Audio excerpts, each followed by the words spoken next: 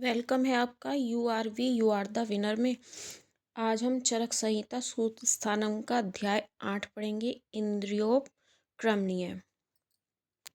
स्वस्थ व्रत का कंक्लूजन करने से पहले जो ये जानना ज़रूरी है कि आहार, आचार और चेष्टाएं ये इंद्रियों के अधीन होती हैं। इसलिए सबसे पहले इंद्रियों से रिलेटेड ज्ञान जो है वो हमें समझना चाहिए।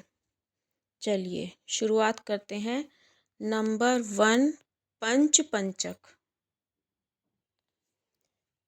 ई खलु पंचेन्द्रियाणि पंचेन्द्रिय द्रव्याणि पंचेन्द्रिय अधिष्ठानानि पंचेन्द्रियार्थाः पंचेन्द्रिय बुद्धियो भवन्ति।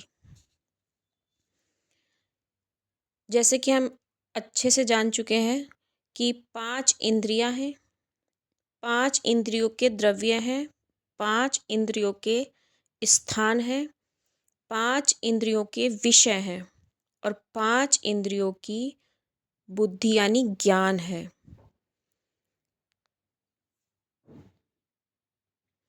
आचार्य ने मन को छठी इंद्रिय माना है। ये लाइन बहुत इम्पोर्टेंट है, आप नोट कर लेना। मधुरो रसः षडिंद्रिय प्रसादनः। आगे बढ़ते हैं। अतीन्द्रियम पुनर्मनः सत्व संज्ञकम चेत। मन अतीन्द्रिय है, सत्व संज्ञक और चेत ये भी मन के लिए आया है।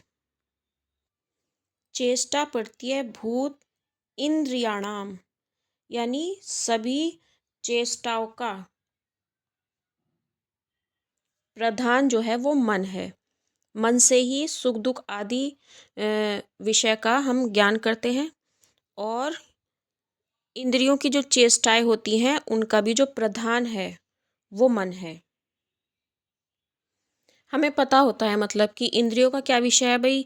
जो श्रवण का है वो शब्द है, शब्द होगा तो हम सुनेंगे। स्पर्श का हमें अपनी स्किन से पता चलेगा, रूप का हमें आँखों से पता चलेगा और टेस्ट का हमें टंग से पता चलेगा, है ना। स्मेल का हमें घ्राण का से पता चलेगा। लेकिन मन का कोई ऐसा विषय नियत नहीं है। मन के अनेकों विषय हैं, यानी अगर इंद्रियां अपने किसी विषय को जानने में कैपेबल हैं तो उसमें भी मन है। मन के बिना वो अपने विषय को ग्रहण करने में समर्थ नहीं होती। इसलिए मन को अतीन्द्रिय कहा गया है। मतलब सभी इंद्रियों की जो चेष्टा है उसका जो मूल है वो मन है। स्वार्थेन्द्रियार्थ संकल्प। इंद्रियों के विषयों से, संकल्पों से पुरुषे सत्वम रजस्तमः सत्व गुण योगाच यानी सत्व, रज और तम, इन सारे जो गुणों से है जो वो मन है वो अनेक सा दिखाई देता है। मतलब मन तो एक ही है, लेकिन जिस गुण से हम देखें तो उसी गुण से उस मन का नाम पड़ जाता है। इसलिए ऐसा लगता है कि मन जो है वो अनेक है।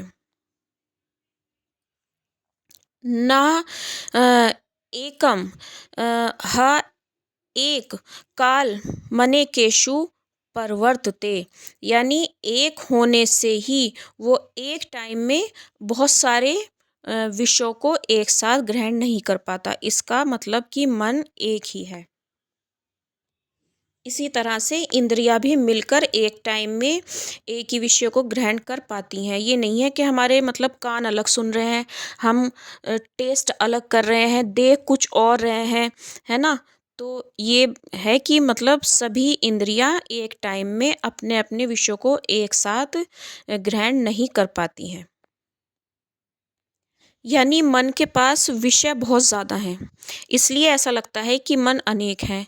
जब मन धर्म के बारे में सोचता है तो धार्मिक मन बन जाता है और काम की चिंता करता है तो कामी मन, है ना। इसी प्रकार से जब किसी का रूप ग्रहण करने के टाइम तो रूप ग्राहक और गंध ग्रहण करने के टाइम गंध ग्राहक, ऐसे अलग अलग नामों से मन को पुकारा जाता है। सात्विक मन, राजस मन, तामस मन, है ना, अलग अलग मन, इस प्रकार से बहुत सारे मन प्रतीत होते हैं। मन बस एक होता है, उसे अलग अलग नामों से पुकारा जाता है। एक टाइम में एक ही ज्ञान ग्रहण करता है, इसलिए मन जो है वो एक है।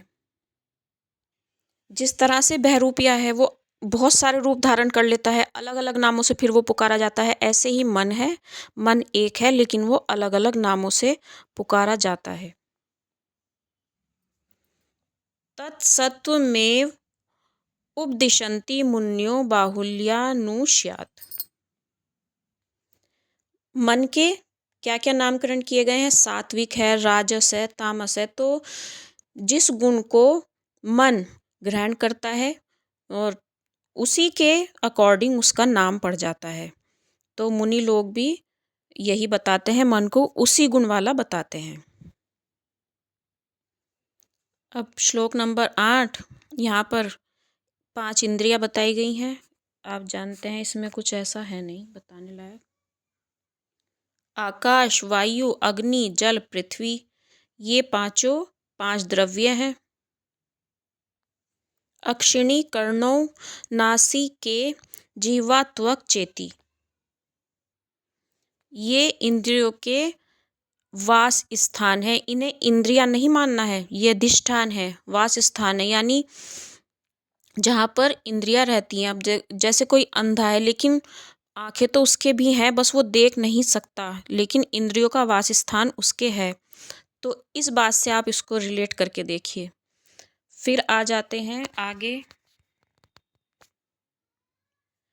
शब्द, स्पर्श, रूप, रस, गंधा, ये 5 आ गए। अर्थ, अर्थ यानी विषय। उससे आगे ये आ गए हैं 5 इंद्रिय बुद्धियां। इंद्रिय बुद्धि यानी इंद्रिय ज्ञान।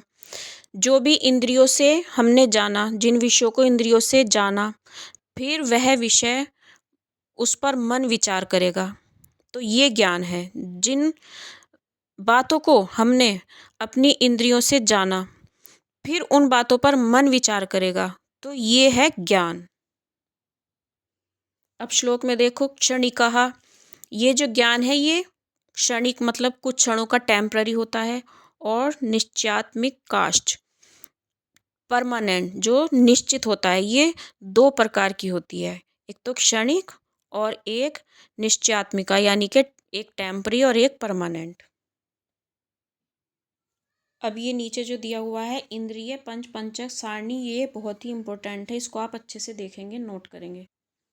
मनो, मनो अर्थो बुद्धिरात्मा, चेत्य अध्यात्म द्रव्य गुण संग्रह। मन और मन का विषय, बुद्धि और आत्मा, ये अध्यात्म द्रव्य और गुणों का संग्रह है। यानी मन और आत्मा ये 2 अध्यात्म द्रव्य हैं। सत्व गुण जब प्रधान होता है तो शुभ कर्मों में प्रवृत्ति होती है, और रज और तम जब प्रधान होते हैं तो अशुभ कर्मों में।